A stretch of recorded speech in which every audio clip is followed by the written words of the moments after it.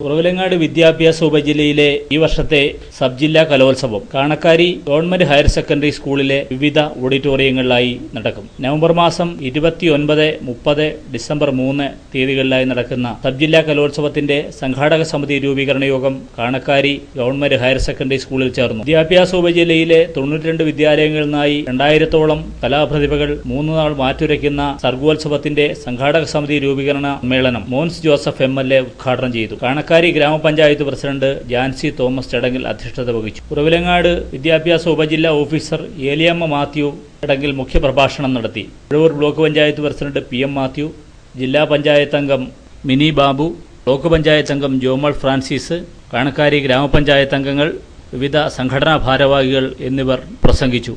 കലോത്സവത്തിന്റെ സംഘാടനത്തിന്റെ രക്ഷാധികാരികളായി ജോസ് കെ മാണി MPയും MLAമാരായ മോൻസ് ജോസഫ്, K അജിത്ത്, ജില്ലാ പഞ്ചായത്ത് പ്രസിഡന്റ് നിർമ്മല ജെമ്മി എന്നിവരടങ്ങുന്ന രക്ഷാധികാരികളെയും കാണക്കാരി ഗ്രാമപഞ്ചായത്ത് പ്രസിഡന്റ് ജാൻസി തോമസ് ജനറൽ കൺവീനറുമായി വിപുലമായ സംഘാടക സമിതിയാണ് കലോത്സവത്തിന്റെ നടത്തിപ്പിനായി രൂപീകരിച്ചത്.